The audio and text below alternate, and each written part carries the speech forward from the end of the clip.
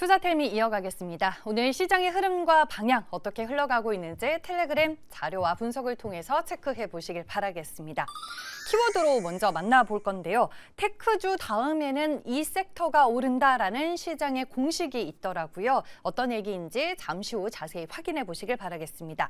메모리 따라서 가격 급등이 예고가 되는 또 한 섹터가 있습니다. 이미 대장주는 주가가 많이 오르기는 했는데 앞으로 전망에 더 힘이 실리고 있습니다.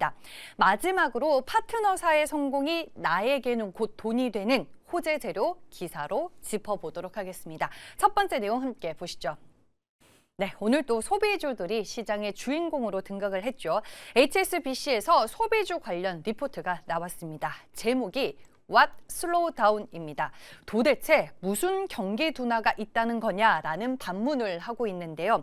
지금 우리 내수 소비가 전반적으로 둔화하고 있다는 우려가 큰데 백화점 섹터만큼은 유일한 희망이라며 아주 긍정적인 뷰를 제시했습니다. 그럼 백화점이 지금 잘 나가고 있는 이유는 뭘까요?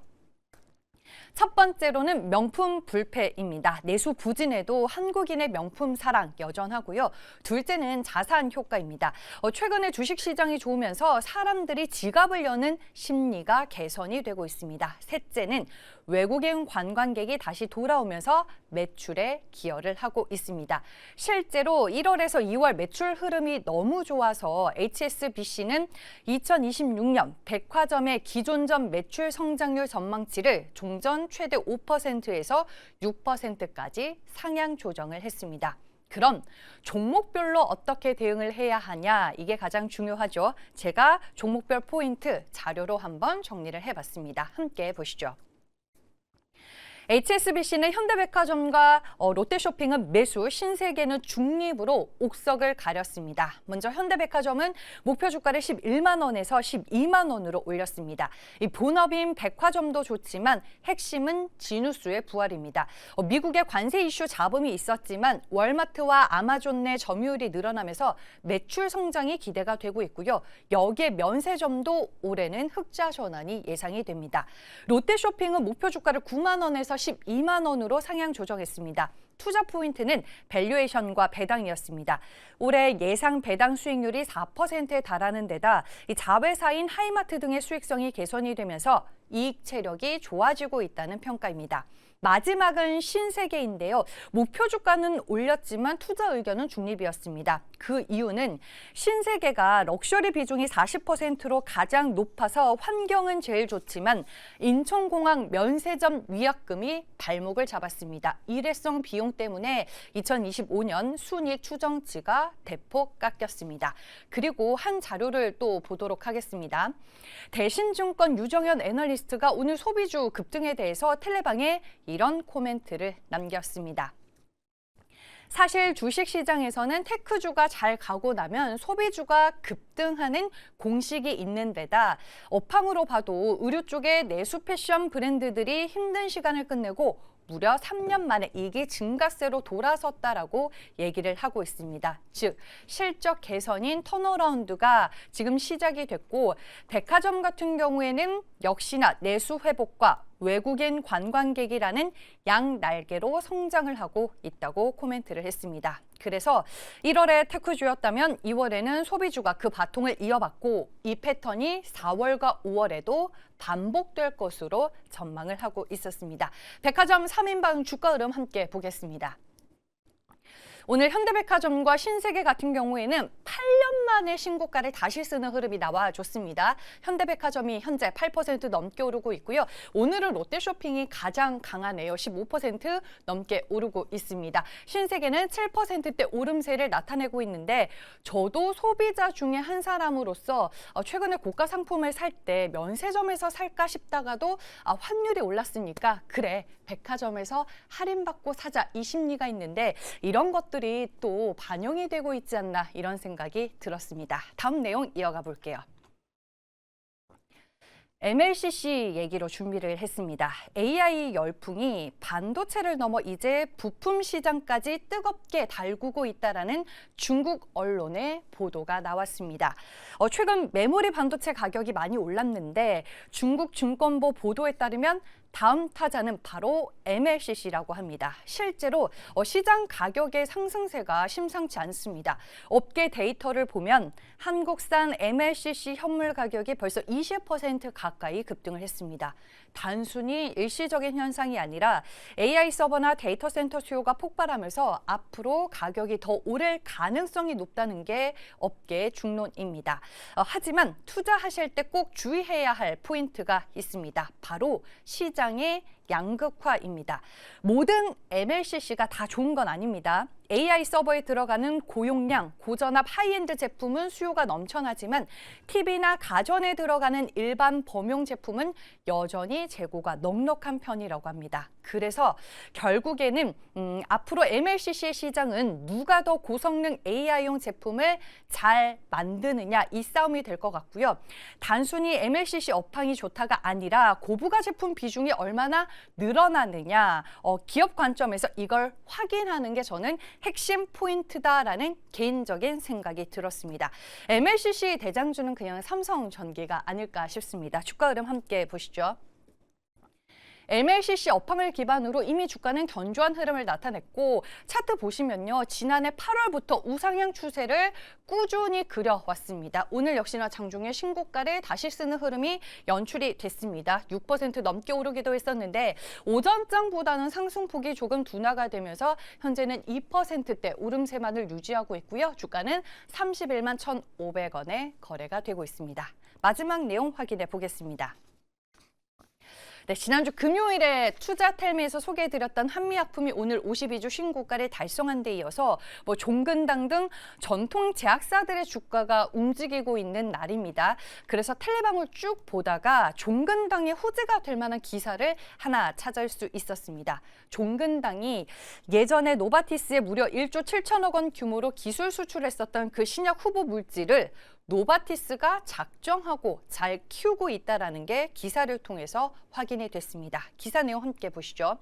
최근에 노바티스가 실적 발표를 하면서 개발 중인 신약 파이프라인을 공개했는데 여기에 종근당에서 사간 CKD510이 심방세동 치료제로 임상 이상을 본격화하고 있다라고 명시가 되어 있었습니다. 쉽게 설명을 드리면 기존 심장질환 약물들은 독성 문제 같은 부작용 이슈가 좀 있는데 종근당이 만든 이 약은 그런 부작용을 확 줄이는 새로운 기술 HDAC6 저해 이 부분이 적용이 됐습니다. 노바티스가 이걸 종근당으로부터 잘 사가서 미국, 유럽, 중국 등 전 세계적으로 임상 시험 지역을 확 늘리고 있는 상황이라고 합니다. 그럼 이게 왜 종근당에게 호재냐? 노바티스는 지금 심장 질환 쪽을 미래 먹거리로 점찍고 엄청난 돈을 쏟아붓고 있는데 그 핵심 프로젝트 중 하나로 종근당의 약을 밀고 있다는 게 확인이 된 겁니다. 그리고 임상이 착착 잘 진행이 돼서 2상, 3상으로 넘어갈 때마다 종근당 통장에 마일스톤이라는 기술료가 찍히게 되는데 개발이 순항하고 있다는 건 앞으로 들어올 돈이 확실해졌다라는 뜻으로도 해석을 해볼 수 있겠습니다. 앞으로 이 물질과 관련해서 임상 2상 결과가 긍정적으로 나온다면 종근당의 기업 가치도 한 단계 더 점프할 것이다라는 기대감을 가져볼 수 있을 것 같습니다. 주가 함께 보시죠. 최근에 주가는 바닥권에 여전히 놓여 있는 상황이었습니다. 주가가 오른 게 전혀 없었고요. 오늘 이제 모처럼 긴 장대 양봉을 뽑아내고 있습니다. 6%에 가까운 오름세를 나타내고 있고 한미약품이 과거의 영광을 되찾으면서 최근에 주가가 먼저 가고 있는 상황에서 전통 제약사 중에 하나인 종근당도 오늘 의미 있는 주가 상승이 나와주고 있다는 게 핵심 포인트가 아닐까 싶습니다. 현재 6% 넘게 오르고 있고요. 주가는 94,000원을 지나가고 있습니다. 세 가지 이슈들 모두 전해드렸고요. 이제 MBN골드 이태호 매니저 화상 전화 연결로 만나볼 시간입니다. 안녕하세요.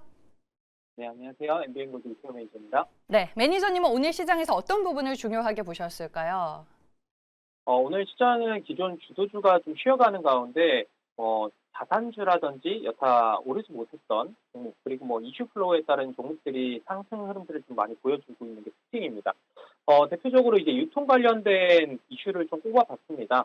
오늘 시장에서 대형마트의 어떤 새벽 배송을 이제 14년 만에 허용하겠다라는 그런 소식들이 좀 들려왔습니다. 그래서 과거 2012년도에 유통산업발전법으로 인해서 대형마트가 월 2회 의무 휴업을 하고 보통 자정부터 한 오전 10시까지 영업시간 제한을 좀 적용받고 있었기 때문에 그동안 이제 오프라인 매장을 통한 새벽 배송 자체가 좀 제한이 많이 됐었습니다. 그래서 현재는 물론 대형마트들도 온라인 배송을 하고 있죠. 온라인 전용 물류센터를 보유하고 있기 때문에 진행을 하고 있지만 그 부분에서 수익성이 잘 나오고 있지 않다 보니까 일부 대형마트 같은 경우는 사업성을 좀 뒤로 하면서 좀 철회하는 경우들이 좀 있었는데 이번에 들려온 이슈 자체가 오프라인 점포를 활용한 앞으로 새벽 배송이 가능해질 수 있다는 것 때문에 수익성에 대한 재고적인 어떤 움직임이 시장에서 좀 부각이 되고 있는 것 같습니다. 아무래도 이제 오프라인 점포를 좀 활용하게 되면은 기존에 가지고 있던 매장을 활용하기 때문에 추가적인 어떤 캐펙스가 없이 기존 인프라 활용에 따른 전국 새벽 배송이 가능해지면서 그에 따른 수익성이 급격하게 좀 증가할 수 있다는 기대감들이 주요 이제 수급들을 유인하는 그런 효과를 보고 있다 이렇게 보시면 될 것 같고요. 지금 워낙 이제 소매 관련 유통 업종들이 오랜 시간 동안 주가의 바닥 구간을 좀 만들어 놓고 있었다 보니까 이번 이슈 자체로 인해서 단기적으로 일부 상승을 보여주긴 했지만 큰 흐름상에서는 대바닥에서 이제부터 좀 반등을 하는 포인트가 나와주고 있기 때문에 당분간 추세적인 연속성은 더욱더 기대를 해볼 수 있지 않을까 기대를 해보도록 하겠습니다. 유통주들의 상승이 반짝 상승에 그치지는 않을 것이다라고 말씀을 해주시는 것 같은데요. 어떤 종목을 토픽으로 보고 계실까요?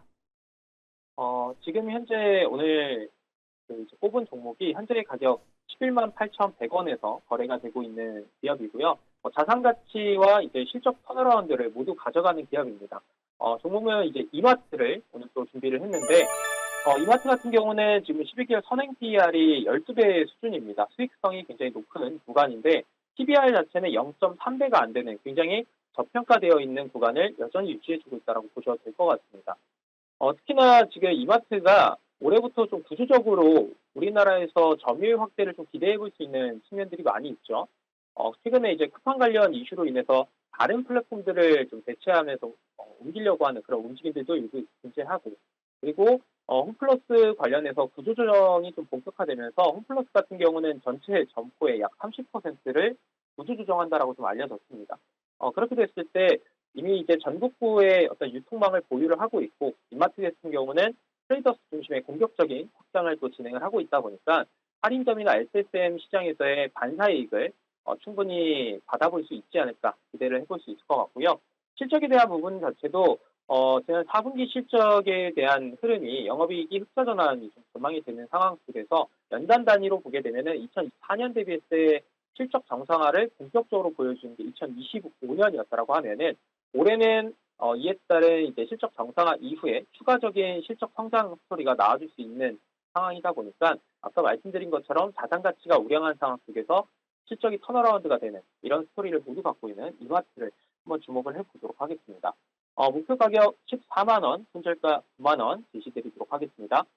네, 알겠습니다. 이마트 종목을 토픽으로 꼽아주셨습니다. 오늘도 장 끝나고 이태호 매니저 만날 수 있을까요? 네, 장 마감 이후에 4시 40분에 온라인 공개 방송도 준비되어 있습니다. 온라인 공개 방송을 통해서 이번 설 연휴 이후에 주목하실 수 있는 그런 업종과 유망한 종목들 소개를 드리도록 할 테니까요. 장 마감 이후 4시 40분 온라인 공개 방송 많은 시청 부탁드리도록 하겠습니다. 지금까지 MBN골드 이태용 매니저였습니다. 감사합니다.